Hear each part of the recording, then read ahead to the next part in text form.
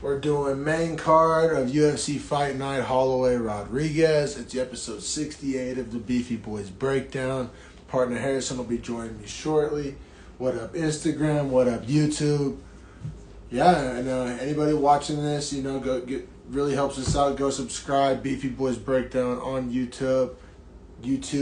But yeah, we appreciate everybody that watches and listens to Beefy Boys Breakdown. I crack one of these Stellas.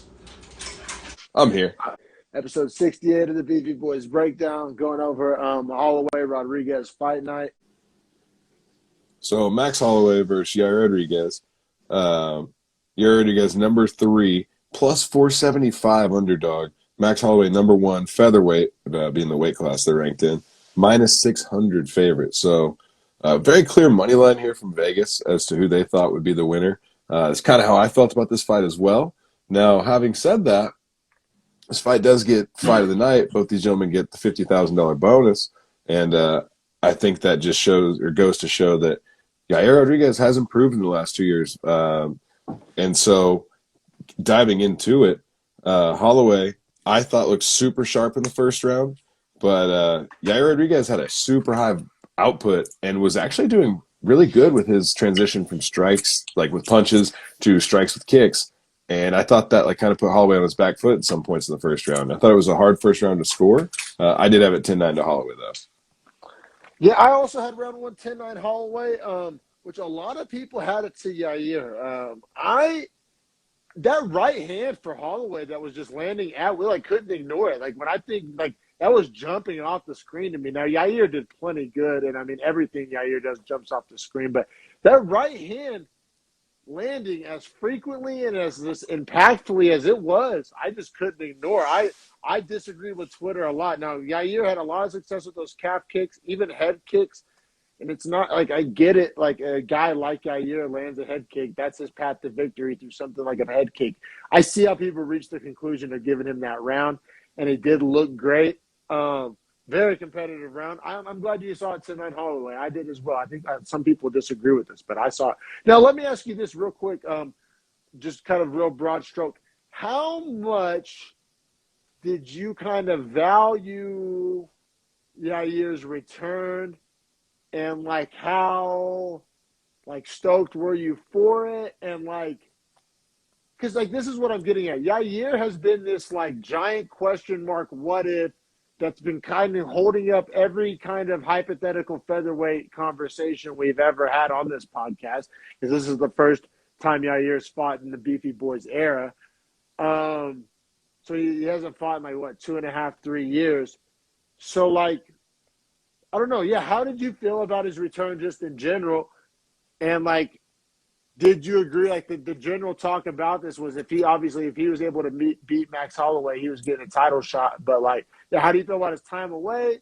Your view of him, did it change in that time away?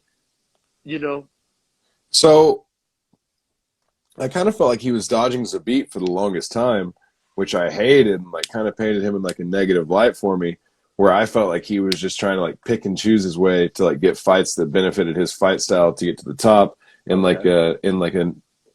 in what I believe to be a not honorable fashion, I guess, for just the way the fight game works. Because I don't think you should do that if you want to get to the top. You should just fight your way to the top. That's what it is. You shouldn't get to pick your matchups. Okay. So, and Max Holloway is a great example of that. Right, yeah, he's down to fight anyone. So is Volkanovski. I mean, Peter Yan fought anyone getting to the top of his weight class. So when guys are just down to fight like that, I think that's a benefit to their mentality in the octagon as well. Yeah. So I thought this line from Vegas wasn't necessarily disrespectful. I thought it was pretty accurate. Now, I was very surprised by Yair Rodriguez in that aspect. I thought he looked very, very good. I think this money line looks very different if Yair had fought in the past 18 months. You know what I'm saying? The fact that it was literally 3 years off against Holloway. I mean, he was going to lose essentially. The odds of him winning look about like that. So it's a fair money line, but I don't think it's a fair talent evaluation money line, if that makes sense. Yeah, I agree with that entirely. Yeah.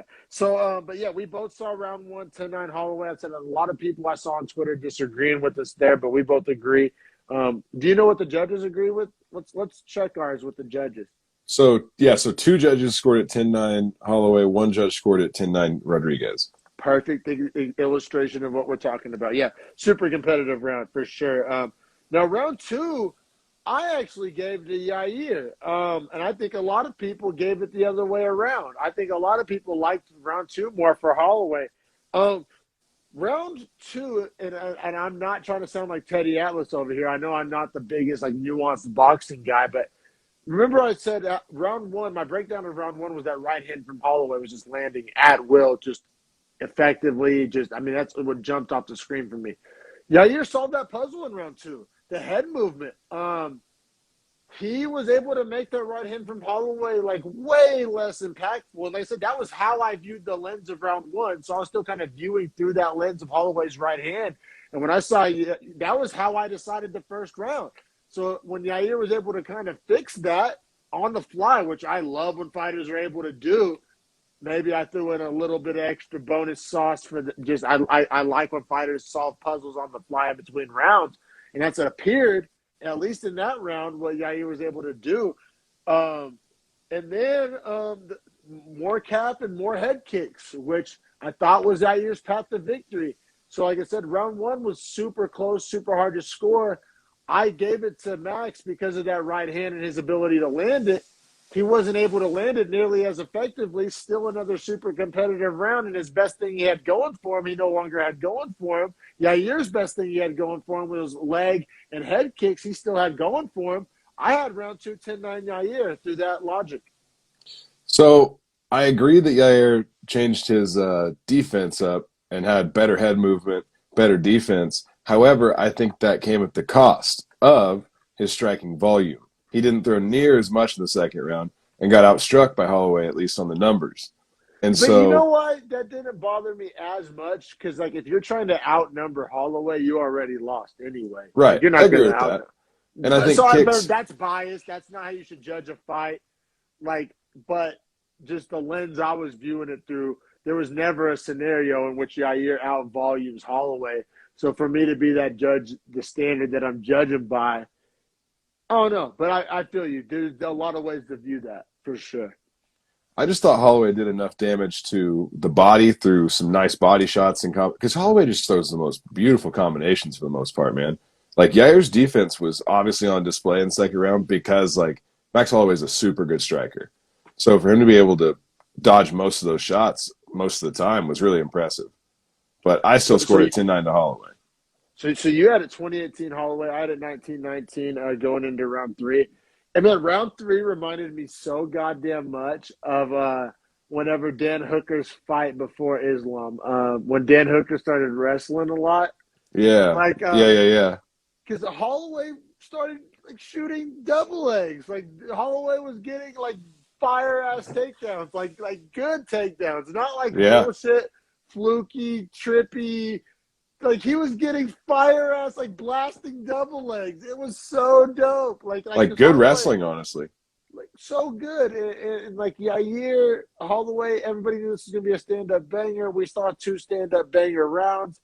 Maybe Holloway saw something he didn't like, or maybe Holloway just knew that he checked the box that Yair didn't check, and like you'd be kind of stupid to not take advantage of it in a close fight. But yeah, Holloway started wrestling, man, and I thought that was so much fun. I don't think any analyst anywhere really factored that into this fight.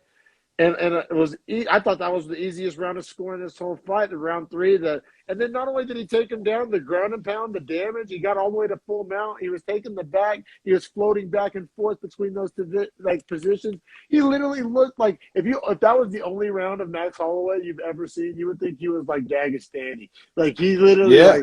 like seriously, like that floating, when he was floating back and forth, I was like, damn, from a guy that can strike like Holloway to be able to float from position to position on the ground like that and blast double legs, like, I mean, he's a jiu-jitsu oh black my belt, and then God. like I mean, he's just like a scrappy dude. So I understand that like his wrestling is going to probably be good because that's kind of like a scrappy style to fight and train in. You know what I mean? Like if you want to like not get like super tired and just like have to like work like hell, then you'll do your striking stuff, right? Because it's way less impactful against your body than wrestling practice would be. yeah. Yeah, no, man. Max Holloway just goddamn it, pulling out the wrestling in round three. I didn't see it coming. Pleasantly surprised. Most dominant round probably of the fight, in my opinion. Yeah, so after round two, two judges had it 19-19, one judge had it 2018. After this round, all three judges agree with us on this round that it's Holloway's round 10-9. So we have 30-27 and then 29-28 on two of the cards at this point. Yep, for And sure. So then painting the exact picture we're painting. and then I thought round four kind of followed along the same lines for the most part. Yeah, a lot more grappling. I did think Yair had more moments of success in round four Yeah, than he did in round three. He was showing that he was still dangerous. He still was able to hit Max with some things. There was also the eye poke to Rodriguez, which I thought was, I don't know, it happened, but I a also thought thumb. It was like a thumb, like a closed thumb, though, Yair definitely used it to get his win back after for getting out sure. grappled for 2 rounds. And he definitely looked better probably after the eye poke, I'd say. But still more grappling from Holloway. I said I just don't think anybody really saw that being part of the story. And it was fun. It was fun because, like I said, the whole time I'm watching Holloway grapple and watching Holloway wrestle, I'm watching it kind of with the caveat of, oh, this is one of the best strikers ever. So it's like it's almost like an Yeah, extra grain agreed. of salt. Like, you know what I'm saying? It's like if we saw Khabib land a fucking spinning wheel kick or something, like, oh, that's coming from a guy who also has that in the bag. Or like whenever we saw Valentina Shevchenko start out grappling grapplers, and we're like, oh, this is something. You know, I don't know. It just showed like a dope level of like dominance and a fire ass skill set from Holloway, legendary. Well, I feel like, if you look back to his Volkanovski fights, he got a lot better at wrestling defense in the second fight as well and kept Volkanovski off of him for the most part in the I first three bet he got rounds. better in those fights. You know what I'm saying? I agree. I Like absolutely literally, agree. like I bet he came out of those fights learning things that like you can't even learn in the gym. You know what I mean? As far as being able to Absolutely do agree that. because Volkanovski's a really, really great wrestler. Super I mean, the underrated, best honestly. in the division. I mean, I would clearly, hammers the beat, yeah. I mean, which, yeah, Zabit's like hasn't fought probably since Yair last fight, right? I mean, yeah, because it just disappeared into Dagestan, probably in the fucking Black Ops. Uh, yeah, so I had it 10-9 to Holloway at round four. Did you have it that way as well? yeah, me too, man. And then round five was, I guess, interesting to score, but for like less reasons. So I gave round five to Holloway, but it was like my shakiest like logic. Like my logic for giving round five to Holloway was Yair was going for the Hail Mary and none of the Hail Marys worked. So like I gave it to Holloway. Weird way to score a round for a guy. Definitely nothing in the unified rules that say that's how you score a round. But you see where I'm coming from here? Like I feel like there's a way you give round five to Yair, but I just none of that shit was really I landing. He was so throwing a lot. He was throwing the kitchen sink. If you Yeah, see, like, I did give it to Yair because I felt like okay, Max Holloway was yeah, on his back foot and just kind of yeah, wasn't even yeah, really counter striking too much. Was a yeah, lot of defensive footwork, which very still good on defensive. him. Yeah, Which smart, super smart at that point too, especially if you haven't scored like us or any of the judges did, where he can't really lose on the scorecards unless it's a like KO. finish. Yeah, Yeah, yeah, and like I said, and I kind of factored that into my judging. Like Yair needed a finish, he didn't get one. That's what he was but he attempting to was do. going for it. He was going for it, but yeah, it's like if you really go for that home run but you strike out, like I mean, I know it's a weird cross sport analogy. I know it's a weird way for me to view it, but I really value like what Yair was attempting to do didn't happen, and what Holloway wanted to happen happened. I said, I know that's a weird way to score around. I mean, you're not out of line at all. And so at the end of the day, we had the same scorecard, right? We both had one round to Yair, Yeah, 49 but 46. Only one judge which had it that way. All three of the judges had round five to Yair, surprisingly. I thought wow, that'd be way more I'll split because I I'll thought it was I'll close. eat that. I'll eat that. But I thought it was close too, so maybe I do paint a good picture of it. Yeah, I think you do for sure. So two judges go 48-47 for Holloway. One judge goes 49-46 for Holloway. Still a unanimous decision for him. So I mean, we number both had one it beats number. 49-46, right? Yeah, and that's Saul D'Amato, who highly respected judge, but that agrees with us. But like for me, this fight, as far as how the division moves forward, is I mean, Holloway has to like get the title shot if he wants it. But my question is, if you're Holloway and you see the video that Conor McGregor tweeted out last night, Do you just fight McGregor instead? Because what happens next for Max, you can't lose, and then sign me up either way. Like I said, whether it's Max and Connor or whether it's Max and Volk, like yes, right? You can't go wrong. The answer is yes. Yeah, I agree. I personally don't want to see Connor rush back, and I don't want to see Max wait. I think Max. I think Max could have his cake and eat it too. I think he could fight Volk in like 90 days, because Volk said he wants to be active. Every champion says that. We'll see if he means it. And then Connor's still going to be healing. I want to see Connor heal up. You know, that injury was insane. And so I think he could have his cake and eat it too, win or lose. I think like whether or not Max wins or loses the Volk, I think that impacts the pay-per-view sales of Max versus Connor. I think that impacts it zero. So I think he'd be kind of Yeah, dumb no, to that not that try. fight sells itself whenever Yeah, you want it, so whenever. rematch, like everybody probably. It's weird because Connor obviously won the first one, but I don't think anybody thinks Connor's at like Connor's dauber down, Holloway's dauber up, even with the loss. That's kind of like irrelevant. And the This is like a matchup is weird, so fun. so fun. So I said, I don't think it has to be an either or situation. I think you could fight Volk in like 90 to 120 days, and then fight Connor in like 6 months from now, have his cake and eat it too. I think the people need to know Volkanovski, Ortega. I mean Volkanovski, Holloway 3. Like it's the exception to the rule, right? You can throw the O2 out all you want. The people have made their claim on that. The only thing that's whack is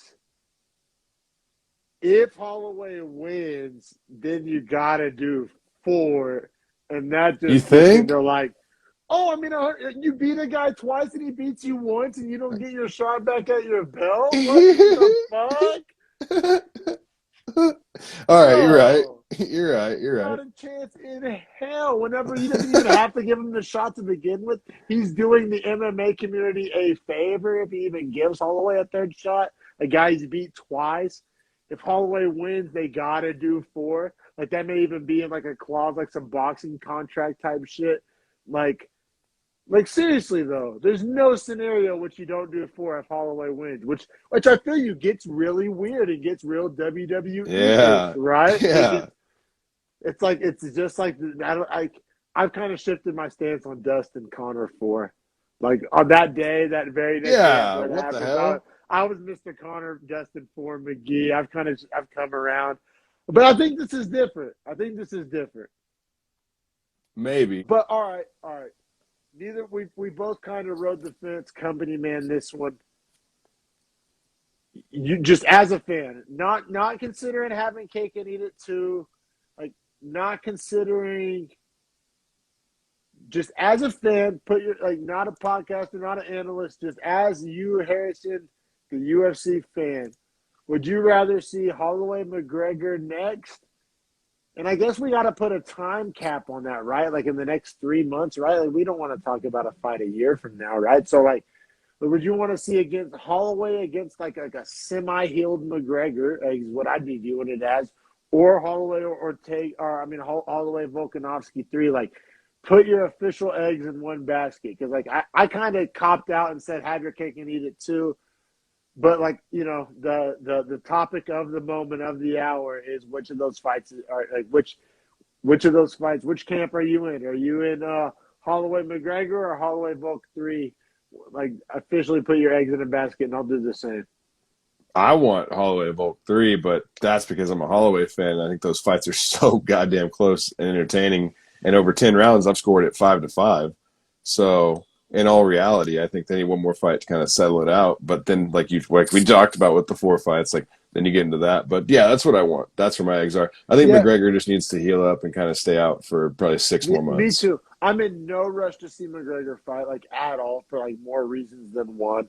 I'm completely with you. I'd rather see Holloway and Volkanovski 3. I like whenever divisions matter and belts matter, but with Holloway Volk, like it's almost like that's like you could say what the streets want, what the people want, like a lot of people still, even after the Ortega win, still consider Volk the paper champ. Like Holloway is the definition of a people's champ. That people's champ term gets thrown around way too much, way too much. Oh, Max Holloway is though. Max Holloway is the real people's champ. Like Just a good dude, and everything he yeah, does is fun, and he's got like the gamers on his side too. Like he pulls way different kinds of people from all around the world. Super respectful in the cage, has like a great mentality. I and mean, like I yeah, said, he lets us have our cake and eat it too. Because like usually as a fan, you're in one of two Venn diagrams. You're in the I'm excited for this guy's future Venn diagram, or oh man, thanks for the memories. This guy's given us so many good memories. Love this guy. He's been around a long time. It's very, very rare that Venn diagram crosses and you get to have your cake and eat it too. And Max Holloway, I mean, is that in that Venn diagram center? I mean, there's a million dope memories. There's a million like old school, you could say Max Holloway moments. But he's what, 29 years old? He's what, 2 years older than me? Like, and you are like a year and a, like, he's 29, 30.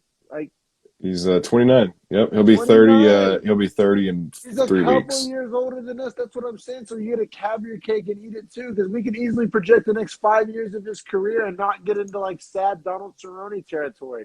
That's what I'm saying. Like it's very, very rare you get to have your cake and eat it too. Like he gives us all the memories of like a Matt Brown, but like all the fucking like future prospects of like a Shimaev. I'm like, am I wrong? Like is that like Holloway not the best guy to watch fight and to root for and to analyze and to project? Because like you get to have your cake and eat it too. Like whenever you're making a Max Holloway bet, you're not betting some hype wave. Like the body of work is there. You know what I mean? Like it's really rare you get this ascending veteran, right? Like Yeah, I mean, well, especially whenever you think about his career, he has wins over Charles Oliveira. I mean, yeah, Jeremy Stevens, Anthony Pettis, Jose Aldo twice, yeah, Brian yeah. Ortega, Frankie Edgar, Calvin Cater, Yair Rodriguez now. Like a close decision loss against McGregor, a close And a decision lot of loss against people think Poirier. if they fight 2 months from now, Holloway's the favorite in the McGregor. Like he's probably 2-1. And two of the best fights ever against Volkanovski. Like, dude, he's just like his record's crazy, crazy, crazy. Yeah, and he's super on that. Like he didn't have to fight Yair. Like he took a gamble that he's honestly like on some Gilbert Burns shit. Like there's literally no box he doesn't check. The activity box, the fan friendly box. Like, he won like the equivalent, like the UFC's Walter Payton Man of the Year award. Like he won like the UFC's version of that, the Forrest Griffin award. Like Yeah, so he's like it's like the men want to be him, the women want to be with him, or like you want your daughter to get with a guy like Max Holloway. You know what I mean? Like he checks every box, but like he he has the technique, he has the athleticism, he has the attitude, he has the. I mean, like name to me a box Max Holloway doesn't check. But I mean, the flip side of that is you could say the exact same thing about Volkanovski. I would agree with that entirely. Actually, the fact, especially that like him and Volkanovski check almost every single box. As far as like, it's so weird how mirrored they are. To be Like quite honest, man. Like, there's no heel no, in that. neither one's a bad guy. Like it's good guy versus good guy, right? It's like Yeah, it's like Iron and Man they're versus both Captain so America. skilled. Like Yeah, literally, it's just like that. Where it's like I'm not a fan of either one, and the fights they put on are so good. Like they put on and I classic honestly hate fights. that they're in the same division. Like I really do. I hate that it's almost impossible to be a Holloway and a Volkanovski fan, but yeah, here I am. I'm a Holloway and a Volkanovski fan, and like it's almost impossible to like toot one's horn without pulling the other one down a little bit. It's really like there. I know we talk like they're way more of a 1-1A. We say Whitaker Adesanya is 1-1A, or like we say that in these divisions, but like we They say that really with are. Poirier They really are like a Oliveira, dead but even split. god damn, it's so tough. Like I wish they could both have belts. Like but Sucks they can't. You know what I mean? But that is that the ain't way it goes. that yeah, that's why we love it, right? That's why we love the UFC. Gotta love Max Holloway. We are witnessing greatness and Hall of Fame and all that. I said every time I watch Holloway fight, the main takeaway I want to be from this episode is like when I watch Holloway fight, when any of you guys out there watch Holloway fight, you're watching greatness. You're watching a LeBron.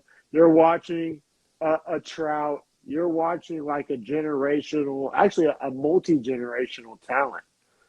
And with that talent, he's also extremely entertaining in style as well.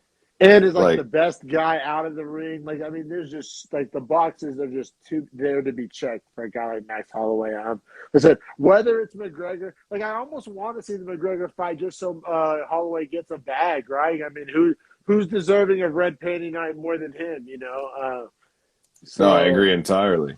but I at the agree same entirely. time, I want to see him. I want to see him with that 45 gold.